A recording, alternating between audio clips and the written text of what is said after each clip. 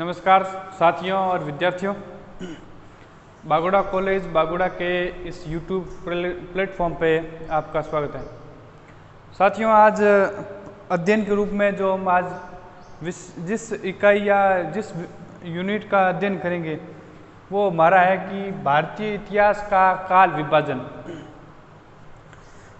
भारतीय इतिहास को कितने कालखंडों में या किस तरह कालखंडों में या किस तरह उसकी एक पृष्ठभूमि किस तरह काल विभाजन को लेकर रही है, उसको लेकर आज चर्चा करेंगे। सबसे पहले साथियों कि जैसे हम इतिहास पढ़ते हैं, प्राचीन भारत का इतिहास, मध्यकालीन भारत का इतिहास या आधुनिक भारत का इतिहास, वो अंग्रेज आने से पहले वो इस तरह का इतिहास नहीं था या इस तरह का कालखंड से विभाजित नहीं था।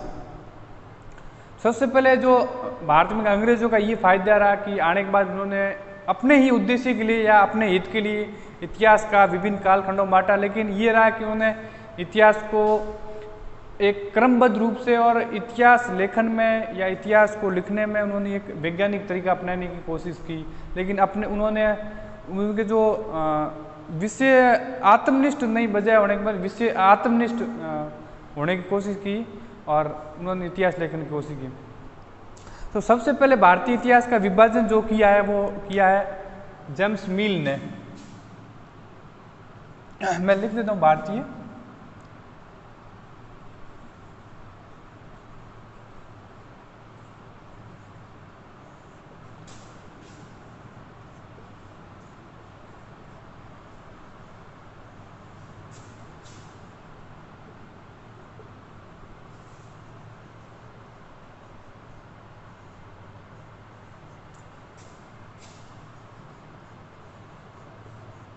भारतीय इतिहास का काल विभाजन।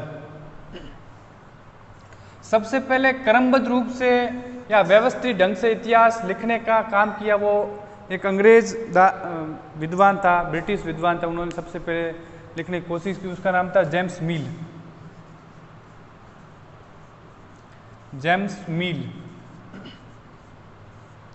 ये दोस्तों जेम्स मिल विद्वान था। इन्होंने किताब लिखी थी a British India, the history of British India. इन्होंने अपनी पुस्तक लिखी हिस्ट्री ऑफ ब्रिटिश इंडिया।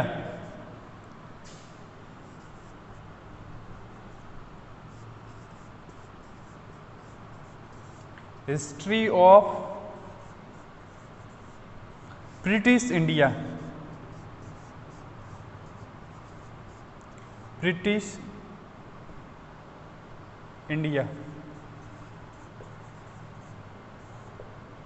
ये इनकी पुस्तक थी।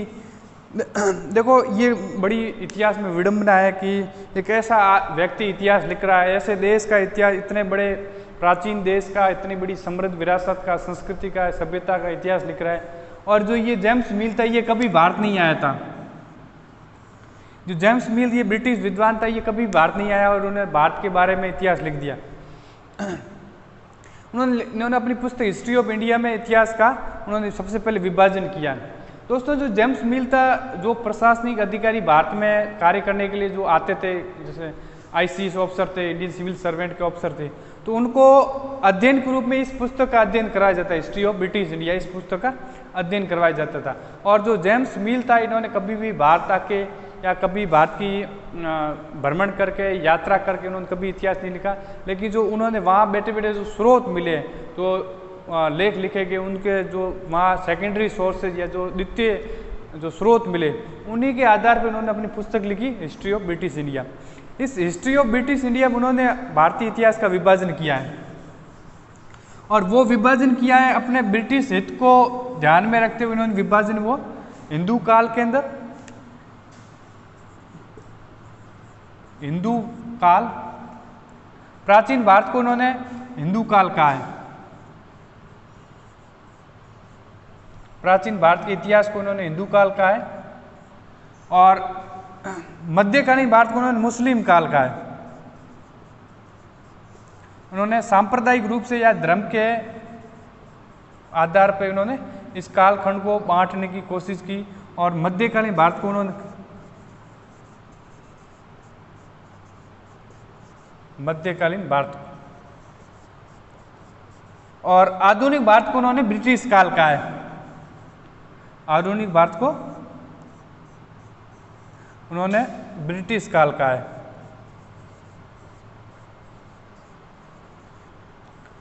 आधुनिक काल को उन्होंने या उनको ब्रिटिश काल का है।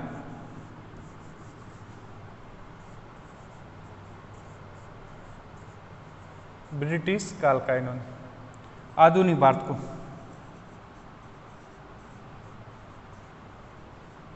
इस तरह सबसे पहले इन्होंने भारतीय इतिहास का काल विभाजन किया, और काल विभाजन किया वो भी सांप्रदायिक रूप से, धर्म के आधार पर इन्होंने धर्म के रूप में धर्म को केंद्र बिंदु मानते हुए उन्होंने भारतीय इतिहास का देखा। जो पहला हिंदू काल, उनको प्राचीन भारत को उनको हिंदू काल का, मध्यकालीन भारत को उन्होंने मुस्लिम काल या मुस्लिम काल का, और आधुनिक भारत को उन्होंने ब्रिटिश काल का। ये जेम्स मिल का इतिहास विभाजन का काल था।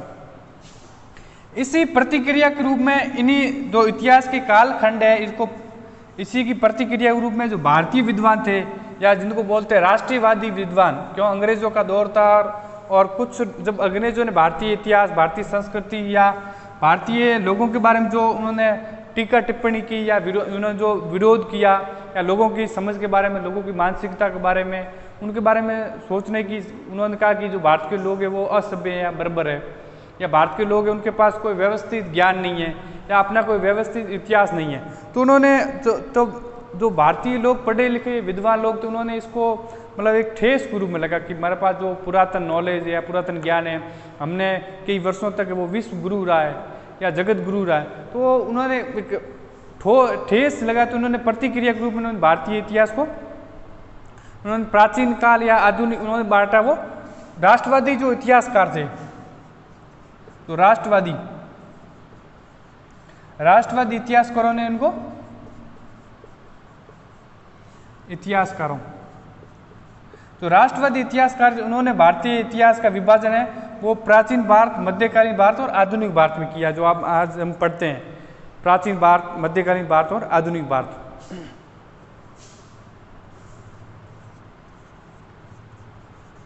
प्राचीन भारत,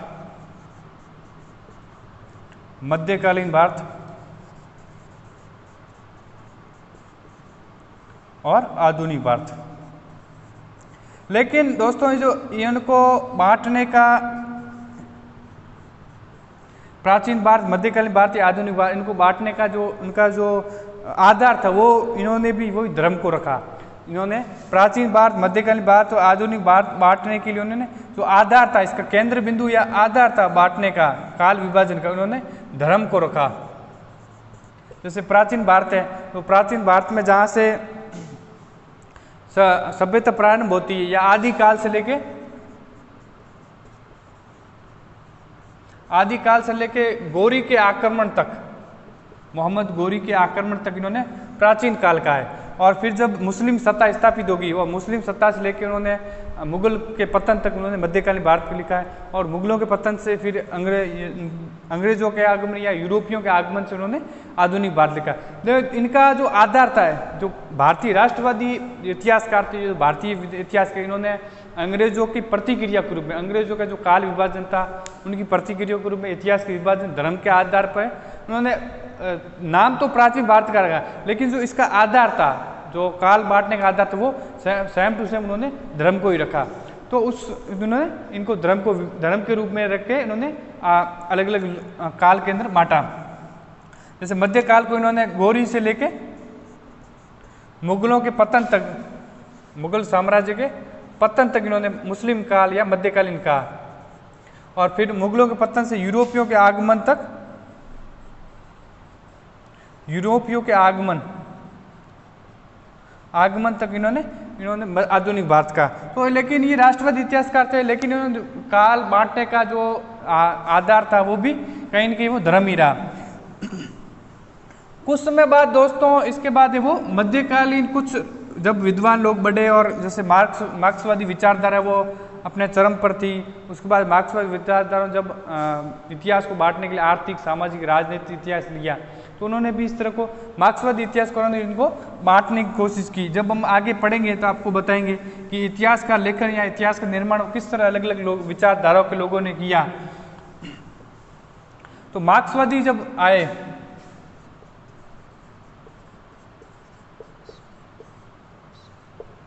तो मार्क्सवादी इतिहासकार थे, उन्होंने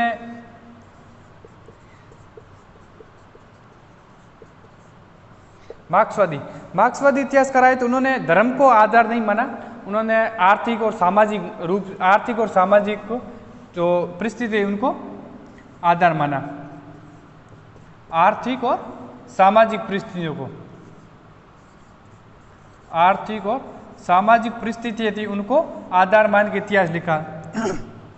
जैसे उन्होंने जो प्राचीन काल है, प्राचीन भारत के इतिहास है, उन्होंने नाम तो प्राचीन ही रखा, नाम प्राचीन भारत का ही रखा, लेकिन उन्होंने अपने इतिहास के लेखन के दौरान प्राचीन भारत में उन्होंने इतिहास से वो राजनीतिक इतिहास लिखने के बजाय उन्होंने आर्थिक और सामाजिक, जो इतिहास के आर्थिक और सामाजिक परिवर्तन थे उन पे उन्होंने ज़्यादा बल देने की कोशिश की। तो उन्होंने प्राचीन काल को उन्होंने अपना जो आदिकाल से लेके उन्होंने वो सामंतवाद के उदय तक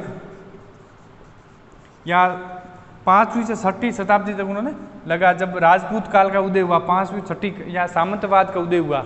सामंतवादी एक अलग प्रशासनिक व्यवस्था थी, या सामंतवाद के उदय तक जब समाज के अंदर जो केंद्रीय सत्ता है वो समाप्त होगी और उसकी जगह जो अलग अलग सामंत या अलग अलग छोटे छोटे राज्य बन गए और राज्य से मिलकर वो एक राज्य का निर्माण, एक केंद्रीय सत्ता का निर्माण करते थे।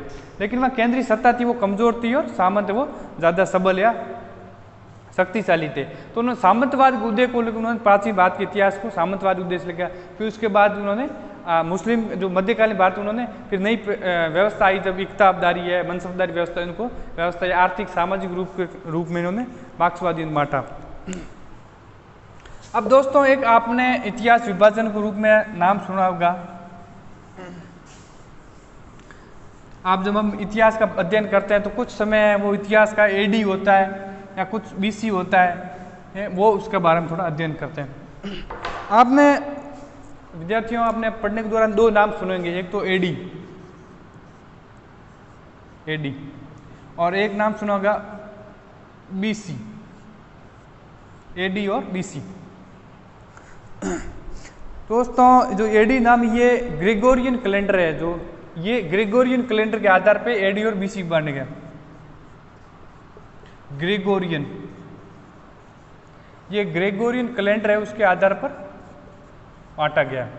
ग्रेगोरियन एक नाम करके एक ईसाई धर्म के पादरी थे या पोप थे, ग्रेगोरियन, इनका पूरा नाम था ग्रेगोरियन 13वां।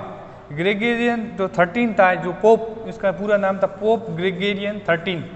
उन्होंने ये कैलेंडर का निर्माण किया और उन्होंने एडी और जो जितना भी कालखंड था ऐतिहासिक, जो ईसाई धर्म का कालखंड या ईसाई धर्म से, आप पता है कि जो ईसा मसीह थे वो एक यहूदी परिवार में जन्म हुआ, फिर उन्होंने कैसे जो धार्मिक सामाजिक परिवर्तन किए। तो उन्होंने जो ईसा मसीह के जन्म को लेकर उन्होंने एडी और बीसी में जो उन्होंने बांटने की कोशिश की। अब लेकिन एडी और बीसी का मतलब क्या होता है? मान लीजिए एडी बीसी का मतलब होता है बिफोर क्राइस्ट या ईसा से पहले।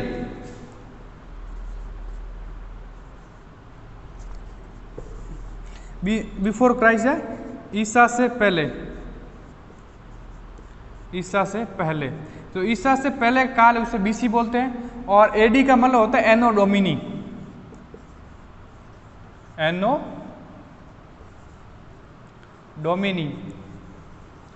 डोमिनी का लैटिन का वर्ड है जिसका मतलब होता है year of birth year of God, जिसमें बर्थ ईयर ऑफ गॉड, जिसमें ईसा का जन्म हुआ, उसे बोलते हैं एडी या एनो डोमिनी। लेकिन कुछ लोग ऐसे मतलब उसका गलत अर्थ है आफ्टर डेथ, मतलब ईसा के बाद का काल, ये नहीं, इसका मतलब नहीं होता है आफ्टर डेथ, नहीं होता है। इसका मतलब होता है एनो डोमिनी या मतलब जो बॉर्न ऑफ ईयर ऑफ, जो ईसा मसीह का जन्म हुआ था, बॉर्न ईयर ऑफ गॉड, मतलब जिसमें ईसा का मसीह का जन्म हुआ था, उसे बोलते हैं एडी या एनो डोमिनी बोलते हैं। तो ये 2 वर्ड है।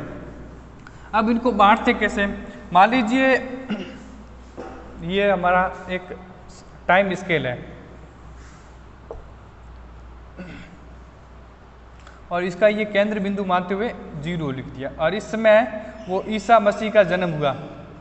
तो ईसा मसीह थे, उनका जन्म है वो 0 में हुआ।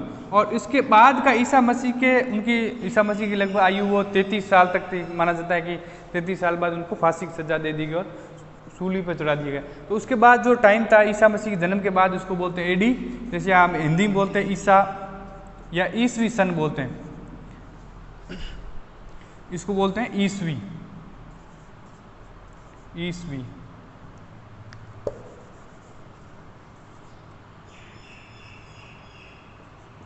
ईसवी या ईसा के बाद का काल। और इससे पहले का काल है उसको बोलते हैं बीसी, बिफोर क्राइस्ट, या ईसा पूर्व। ईसा के पूर्व का और ईसवी बोलते हैं, इस तरह काल विभाजन होता है। दोस्तों ये बीसी काल है, बीसी काल या बिफोर ईसा के पूर्व का जो होता है वो काल हम जो पढ़ते हैं, तो उसमें जैसे जो बीसी काल होता है बिफोर क्राइस्ट है, उसमें बड़ा साल पहले आता है और उसका छोटा साल है वो बाद में आता है। जैसे मान लीजिए आपने नाम सुना होगा कि सिकंदर का भारत पे आक्रमण है, वो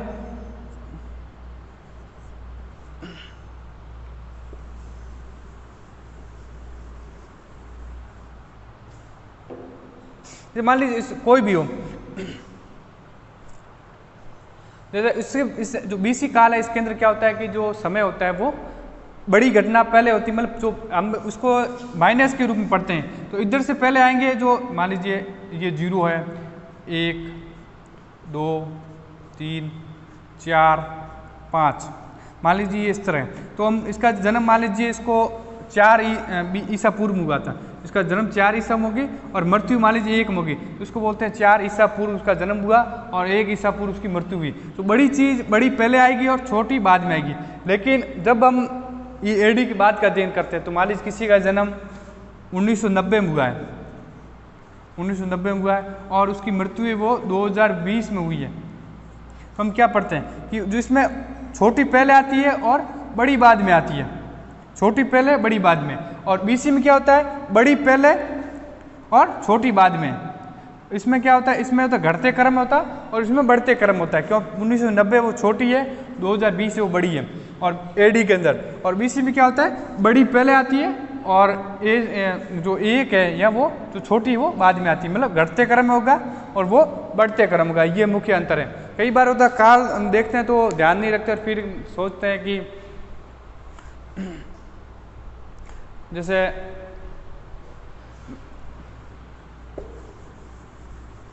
आप मेरे साथ भी ये अध्ययन के रूप में ऐसे पढ़ते दौरान में गलत फहमी हो जाती है। मान लीजिए सिकंदर का जन्म है या सिकंदर का भारत में आक्रमण है वो 326 ईसा पूर्व में हुआ और सिकंदर की मृत्यु वो 323 में हुई। तो अध्ययन के रूप में हमें लगता है कि ये कैसे हो गया, पहले आया और बाद में मृत्यु, ये क्या है। हमने सोचा होगा शायद प्रिंटिंग मिस्टेक होगी, लेकिन ऐसा नहीं है। ये जो ईसा पूर्व होता है वो बड़ी चीज़, बड़ी घटना है या बड़ा वर्ष है वो पहले आता है और छोटी है वो बाद में आता है। लेकिन एडी में क्या होता है, बड़ा छोटा पहले आता है और बड़ा बाद में आता है। ये इसमें मुख्य अंतर है। इन्हीं को दोस्तों बीसी और एडी को वर्तमान की जो नई पुस्तकें आ रही है उसमें एक सेक्युलर वर्ड का इस्तेमाल किया जा रहा है। क्यों, एसी और बीसी ये ईसाई धर्म है, ईसाई धर्म के अंदर ईसाई ग्रेगोरियन कैलेंडर का शब्द है। इसकी जगह बीसी की जगह वो नया शब्द आ रहा है BCE, तो नया वर्ड आ रहा है वो है BCE। और एडी की जगह जो नया वर्ड आ रहा है वो है CE, कॉमन ईरा। इस BCE का मतलब होता है बिफोर कॉमन ईरा, बिफोर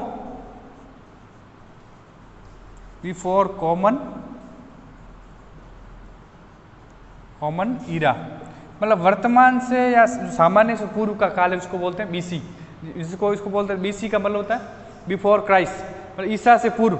लेकिन जो वर्ड में जो सेक्युलर शब्द है, जो धर्मनिरपेक्ष शब्द है, उसका मतलब होता है बिफोर कॉमन ईरा। ये एक नया, अब जो नई नई पुस्तक आ रही है उसमें इस तरह का शब्द इस्तेमाल किया जाता है, सामान्य से पूर्व या बिफोर कॉमन ईरा। और इसकी जगह वो एडी की जगह जो शब्द इस्तेमाल किया जाता है वो बोलते हैं common era, common era, common era या सामान्य वर्ष। जो ईसा के जन्म के बाद के उसको सामान्य वर्ष बोलते हैं और BCE जिसको बिफोर क्राइस्ट बोलते थे, उसको जो सेक्युलर जो टर्म है वो है BC, बिफोर कॉमन ईरा। ये जो शब्द इस्तेमाल किए जाते हैं। अब दोस्तों हम अध्ययन के रूप में आपने देखा होगा जो इतिहास है वो साक्ष्य और स्रोतों के आधार पर निर्माण होता है। इतिहास का लेखन या निर्माण होगा वो साक्ष्य और स्रोतों के आधार पर होता है। कुछ न कुछ उसके स्रोत होते हैं जिसके आधार पर इतिहास की रचना होती है, इतिहास का निर्माण होता है। उन्हीं आधार पर इतिहास को 3 काल खंडों में बांटा गया है। इन्हीं साक्ष्य और स्रोतों के आधार पर इतिहास को 3 काल खंडों में बांटा गया है। पहला है वो है प्राग ऐतिहासिक।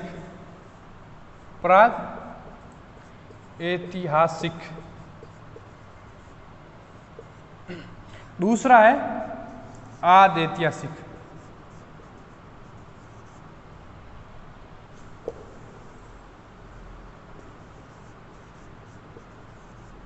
आद ऐतिहासिक।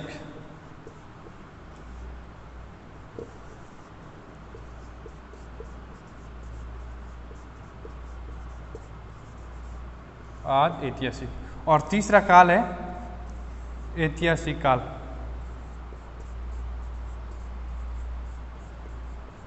जिस तरह मैंने आपको बताया कि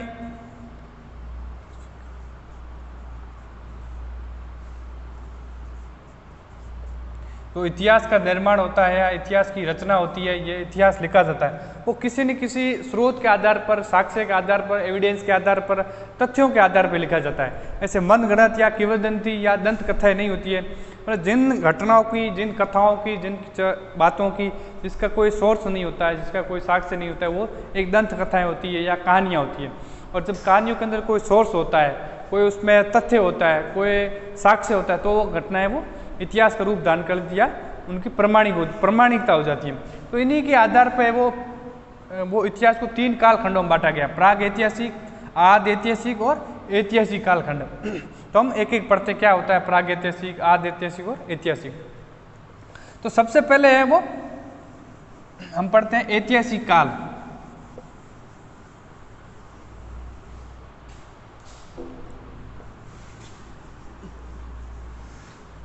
जैसे मैंने बताया प्राग ऐतिहासिक, आद ऐतिहासिक और ऐतिहासिक, ये इतिहास का सबसे पहले वो प्राग ऐतिहासिक काल है, उसके बाद आद ऐतिहासिक काल है, उसके बाद ऐतिहासिक काल है। लेकिन समझने के लिए सबसे पहले हम समझते ऐतिहासिक काल होता क्या है।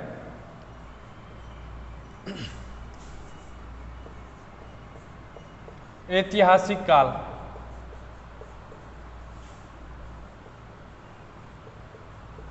जिस तरह मैंने बताया कि जो इतिहास है वो किसी तथ्यों और स्रोतों के आधार पर या साक्ष्यों के आधार पर लिखा जाता है। और इन्हीं के आधार पर जब साहित्य की रचना हुई या इतिहास की रचना हुई, तो जो ऐतिहासिक काल वह काल है जिसमें जो साहित्यिक स्रोत, जो साहित्यिक स्रोत या लिपि, ऐतिहासिक काल वह काल कहला जाता है जिसके अंदर साहित्यिक स्रोत उपलब्ध हो, तो साहित्यिक स्रोत उपलब्ध हो और जो लिपि भी उपलब्ध हो और उस साहित्यिक स्रोत की व्याख्या हो, तो साहित्यिक स्रोत की व्याख्या हो, उसके जो लिखा गया है उसकी सही ढंग से व्याख्या वर्तमान पूर्व हम समझ सके, या उसको जो जितनी उसका वर्ड है, कोई टर्मिनोलॉजी, किसी संस्कृत भाषा या अरबी भाषा, उर्दू भाषा या फारसी भाषा, तो जो साहित्यिक स्रोत है उसको एक साहित्यिक स्रोत होना चाहिए और लिपिबद्ध होना चाहिए। कुछ लिपि में लिखा हो तो स्वाभाविक चीज़ है, जब साहित्यिक स्रोत है वो किसी लिपि में लिखा होगा और लिपि में लिखा होगा तो उसकी व्याख्या होगी।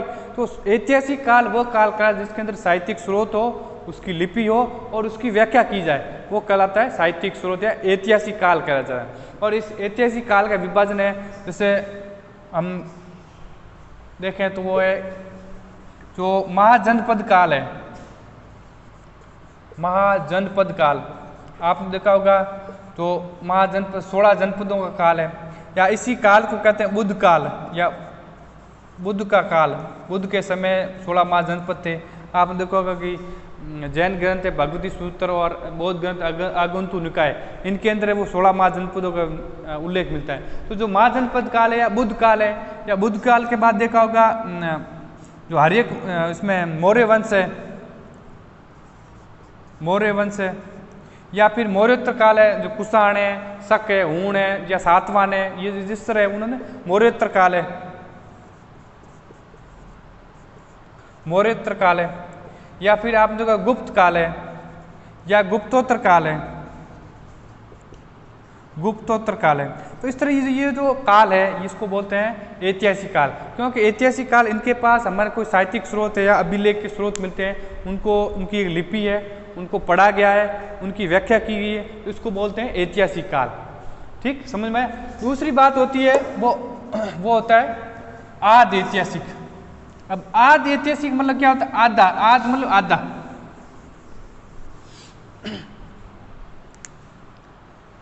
आद ऐतिहासिक, आद ऐतिहासिक मतलब ऐतिहासिक तो है लेकिन आधा है, आधा ऐतिहासिक है। तो आधा ऐतिहासिक क्या, आप सोचने की बात को सोचो कि आद ऐतिहासिक, आद ऐतिहासिक मतलब ऐतिहासिक है लेकिन आधा है, मतलब क्या होगा? ऐतिहासिक है तो मतलब साहित्यिक स्रोत है, साहित्यिक स्रोत है, उनकी लिपि भी है, उनकी लिपि भी है। लेकिन दूसरी बात क्या है? साहित्यिक स्रोत है, लिपि भी है, लेकिन क्या उनकी व्याख्या है, वो सही ढंग से नहीं की, उसका जो सही अर्थ निकाला गया है, जो व्याख्या की गई है, जो इंटरप्रेट की गई है, इंटरप्रिटेशन वो है, वो सही नहीं की गई, तो उसको बोलते हैं आद ऐतिहासिक। मतलब ऐतिहासिक मतलब क्या था? जो साहित्यिक स्रोत हो, लिपि हो, उसकी वैज्ञानिक ढंग से या उसकी व्यवस्थित ढंग से क्रमबद्ध उसकी व्याख्या की गई है। लेकिन आद ऐतिहासिक काल के अंदर क्या होता है? तो साहित्यिक स्रोत होते हैं और उसकी लिपि भी होती है, लेकिन उसकी सही ढंग से जो उस समय के या तो लिपि है तो उसको पढ़ा नहीं गया है, मान लीजिए लिपि है तो उसको क्या पढ़ा नहीं गया है, पढ़ नहीं पाए, या फिर उसकी सही ढंग से व्याख्या नहीं कर पाए, तो उसको बोलते हैं ऐतिहासिक काल या आद ऐतिहासिक काल बोलते हैं। और इस आद ऐतिहासिक काल के एग्जाम्पल है वो आप लीजिए हड़प्पा या जो इंडस वैली सिविलाइजेशन या सिंधु घाटी सभ्यता है, वो आद ऐतिहासिक में आता है। आद ऐतिहासिक में क्यों आता है? सिंधु घाटी सभ्यता उसकी जो लिपि है, लिपि प्राप्त हुई है सिंधु घाटी सभ्यता की, जो उनके मोहरों पे या उनके जितने भी अभिलेख, जो मोहर नुमा अभिलेख प्राप्त हुए हैं, उनको जो लिपि लिखी हुई, लेकिन लिपि को अभी तक पढ़ा नहीं गया है, अभी तक पढ़ा नहीं गया, उसकी सही व्याख्या नहीं कर पाई है, नहीं पढ़ा पाया, नहीं उसकी व्याख्या कर पाई। तो ये इंडस वैली सिविलाइजेशन है, वो आद ऐतिहासिक काल आता है। उसके बाद आता है वैदिक काल। तो वैदिक काल है वो भी आद ऐतिहासिक में आता है। आप कहोगे यार वैदिक काल के 4 वेद है हमारे पास, उसके ब्राह्मण ग्रंथ है, अरण्य ग्रंथ है, उपनिषद है, लेकिन ये वैदिक काल है, ये उसमें आद ऐतिहासिक क्यों आता है? तो मैं बता दूं कि जो वैदिक साहित्य है वो उनको बोलते हैं अपुरुषीय, मतलब इनकी रचना है वो किसी पुरुष के द्वारा नहीं की। लेकिन दोस्तों क्या है, जिनकी वैदिक है वो रचना पहले हुई है और संकलन है वो बाद में हुई है।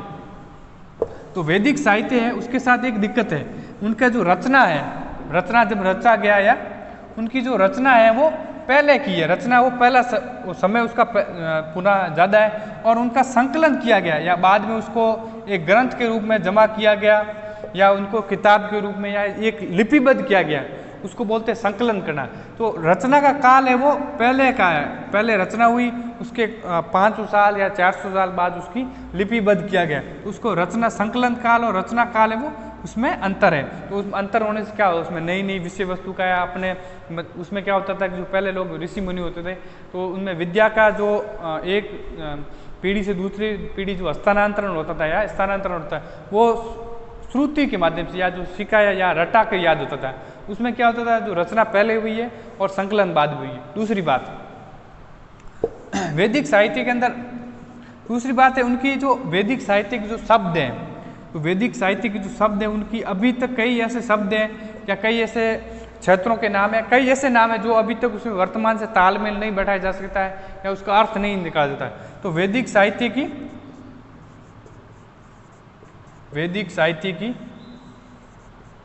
व्याख्या है वो सही ढंग से नहीं हो पाई अभी तक, सही उसका सही जो शब्द है उसका सही अर्थ नहीं निकाल पाया है, तो उसको भी आद ऐतिहासिक में लिया जाता है।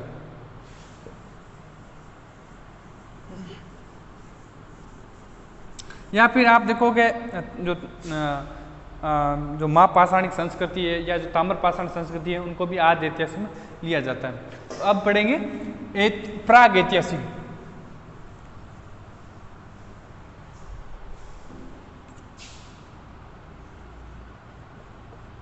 प्राग ऐतिहासिक,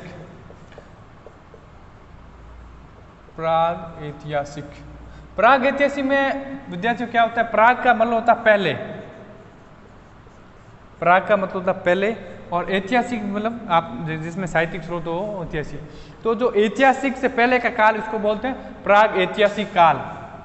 तब इतिहास आप देखो, इतिहास जो ऐतिहासिक काल उसमें क्या साहित्यिक स्रोत है, उसकी लिपि है, उसकी व्याख्या की गई है, तो लेकिन और प्रमाणिक भी है। लेकिन जो प्राग ऐतिहासिक काल उसके अंदर न तो लिपि होगी और न ही उसको पढ़ा गया है। तो जो प्राग ऐतिहासिक काल है इसके अंदर क्या होगा, साहित्यिक स्रोत है वो नहीं है। तो साहित्यिक स्रोत नहीं है तो स्वाभाविक चीज़ है, जो साहित्यिक स्रोत ही नहीं है तो लिपि कहाँ से होगी, लिपि भी नहीं है। जब लिपि भी नहीं है न साहित्यिक स्रोत है तो उसकी व्याख्या कहाँ से होगी, उसकी व्याख्या या इंटरप्रिटेशन कैसे होगी। तो ऐसा काल या ऐसा का समय अवधि जिसके अंदर न तो कोई साहित्यिक स्रोत उपलब्ध है, न उनकी कोई लिपि उपलब्ध है और न ही उनकी कोई व्याख्या उपलब्ध है, तो उस काल को बोलते हैं ऐतिहासिक, प्राग ऐतिहासिक काल। या जो ऐतिहासिक काल से पहले का काल उसको बोलते हैं प्राग ऐतिहासिक। और प्राग ऐतिहासिक काल के जो एग्जाम्पल है वो है जो पाषाण काल है, जो पाषाण काल है। पाषाण काल का तात्पर्य है, पाषाण काल का तात्पर्य वह काल जिसके अंदर जो उपकरण है, उपकरण जो मानव के उपकरण या औजार है, या उनके जितने भी टूल्स हैं, औजार हैं, जितने भी उनके खाने पीने के सामान वगैरह औजार उपकरण या बर्तन वगैरह है वो कहीं इनकी पाषाण से जुड़े हुए हैं, पत्थरों से। तो उस पाषाण काल है वो प्राग ऐतिहासिक में आता है। क्यों प्राग ऐतिहासिक काल है, जो मानव का चिंतन है वो इतना विकास नहीं कर पाया था अभी तक कि वो बौद्धिक रूप से लिपि का विकास कर सके या भाषा का विकास कर सके या फिर कोई साहित्यिक ग्रंथ का, साहित्यिक स्रोत का वो निर्माण कर सके। तो इस काल को बोलते हैं पाषाण काल या जो पत्थरों काल, जिसके अंदर मानव है वो अपना जीवन है वो शैलाश्रय में या पत्थरों के अंदर या गुफाओं के अंदर रहता था, और जितने भी उनके उपलब्ध संसाधन थे उन्हीं के आधार पर वो अपने उपकरण या औजार थे वो इन्हीं को बनाता था और शिकार करता था, और खाद्य संकरण जो में उसको बोलते हैं पाषाण काल। जैसे पाषाण काल के अंदर पूर्व पाषाण काल, मध्य पाषाण काल, पूर्व पाषाण काल, मध्य पाषाण काल और नव पाषाण काल।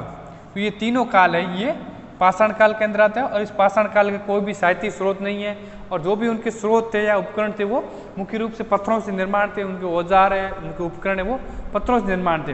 तो इसको बोलते हैं प्राग ऐतिहासिक काल। तो सबसे पहला काल है वो प्राग ऐतिहासिक काल है। उसके बाद वो काल आता है वो आदि ऐतिहासिक, जिसमें साहित्यिक स्रोत की रचना की गई, लेकिन वर्तमान के समय ये उनकी व्याख्या है वो सही ढंग से नहीं आई है, या फिर उनको प्रमाणित करते समय संकलन का काल पहले, रचना का काल पहले का है और संकलन का काल बाद का है। तो उसको बोलते हैं आदि ऐतिहासिक, मतलब आधा ऐतिहासिक है, आदि ऐतिहासिक, आदि ऐतिहासिक काल या आधा ऐतिहासिक काल, जिसमें साहित्यिक स्रोत उपलब्ध है लेकिन उसकी व्याख्या सही नहीं की गई या उसका प्रमाणीकरण है वो सही ढंग से नहीं हो पाया। तीसरा होता है ऐतिहासिक काल, जिसके अंदर साहित्यिक स्रोत भी है, उसकी लिपि भी है और उसकी व्याख्या भी की गई, उसको बोलते हैं साहित्यिक स्रोत या ऐतिहासिक काल बोलते हैं। तो इस तरह हमने देखा कि इतिहास को किस तरह कालखंडों में बांटा गया है। सबसे पहले जेम्स मिल ने बिना भारत आए उन्होंने अपनी पुस्तक British history of British in India में इन्होंने प्राचीन भारत, मध्यकालीन भारत, आधुनिक भारत को उन्होंने हिंदू, मुस्लिम और ब्रिटिश काल के अंदर बांटा। फिर उन्होंने जब भारत, उनकी प्रतिक्रिया में भारतीय विद्वानों ने या राष्ट्रवादी विद्वानों थे, उन्होंने अपना इतिहास है वो प्राचीन भारत, मध्यकालीन भारत या आधुनिक भारत के बांटा, लेकिन जो आधार था बांटने को वो उन्होंने हिंदू मुस्लिम ही रखा। फिर उसके बाद जो मार्क्सवादी विचारधारा है, मार्क्सवादी इतिहासकार है, उन्होंने क्या किया, इतिहास को केवल धर्म के आधार पर या किसी राजा की सत्ता के आधार पर उन्होंने इतिहास न लिखे, जो समाज, जो सामाजिक पहलू थे, इतिहास के सामाजिक पहलू थे या आर्थिक, राजनीतिक के अलावा आर्थिक और सामाजिक पहलू पर उन्होंने इतिहास को बांटने की कोशिश की। तो उन्होंने सामंतवाद काल का या राजपूत काल का है, उन्होंने मध्यकाल के अंदर जो अलग व्यवस्था थी उन्होंने व्यवस्था के आधार पर बांटने की कोशिश की। फिर हमने बीसी और एडी का अंतर समझा, या फिर जो नया वर्ड प्रचलित है बीसी, बिफोर कॉमन ईरा, और सी कॉमन ईरा, उसको समझने की कोशिश की। उसके बाद हमने भारतीय इतिहास को जो 3 कालखंडों में बांटा गया, प्राग ऐतिहासिक, आदि ऐतिहासिक और ऐतिहासिक। उसके अंदर अध्ययन किया। प्राग ऐतिहासिक मतलब प्राग का मतलब होता है पहले, और ऐतिहासिक मतलब वो काल अवधि, वो समय अवधि जो प्राग ऐतिहासिक हो, जो इतिहास से पहले की अवधि है, और वो प्राग ऐतिहासिक। उसके बाद हमने पढ़ा समझा कि आदि ऐतिहासिक। आदि ऐतिहासिक में क्या होता है कि जो साहित्यिक स्रोत हैं उनकी रचना भी हुई है, उनकी लिपि भी है, लेकिन उनकी जो व्याख्या है वो सही ढंग से नहीं हुई। दूसरी बात क्या होती है, जो संकलन काल और रचना काल है उनमें बड़ा मतभेद है। 400 साल का 5 साल, जैसे आपने देखा होगा जितने भी हिंदू धर्म के जैसे वेद है, उपनिषद है, ब्राह्मण है, आरण्य है, उनकी रचना वो पहले हुई है, और उनको संकलन करना है, उनको लिखा लिपिबद्ध करना है, एक पुस्तक के रूप में उनको रूप देना, वो गुप्त काल के अंदर या मौर्योत्तर काल के अंदर या गुप्त काल के अंदर हुआ है। तो उसमें समय अवधि कम से कम 700 से 800 साल की समय अवधि बीच में रह जाती है। तो ये जो उसको बोलते हैं आदि ऐतिहासिक, और उसकी व्याख्या है, कई ऐसे शब्द मिलेंगे, कई ऐसे भूत क्षेत्र उनका सही व्याख्या नहीं हो पा रही है, उसको बोलते हैं आदि ऐतिहासिक। और ऐतिहासिक काल है जिसके अंदर हम देखेंगे कि जो साहित्यिक स्रोत है प्रचुर मात्रा में उपलब्ध है, जिसमें बौद्ध और जैन ग्रंथ, बहुत ज़्यादा बौद्ध और जैन ग्रंथ है, या फिर जो विदेशी यात्री आए, जैसे आपने देखा मेगास्थनीज के इंडिका है, या फिर हेरोडोटस का, या फिर आपने स्ट्रैबो है, प्लिनी है, बहुत सारे विद्वान जो या फिर चीनी यात्री आए, बौद्ध यात्री आए, उनकी उनमें साहित्यिक वर्णन मिलता है। तो इस तरह हमने भारतीय इतिहास को बांटने की कोशिश की। और अब जो अगला लेक्चर का हम पढ़ेंगे भारतीय इतिहास के स्रोत क्या हैं, किस तरह, जैसे मैंने अभी बताया कि जो इतिहास की रचना है वो हवा में नहीं होती है, वो किन्हीं किन्हीं तथ्यों के आधार पर, किन्हीं स्रोत के आधार पर, किन्हीं साक्ष्य के आधार पर इतिहास की रचना होती है। तो उन्हीं आधार पर इतिहास की रचना होती है।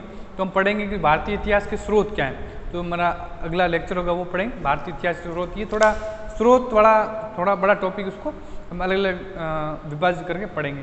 Thank you.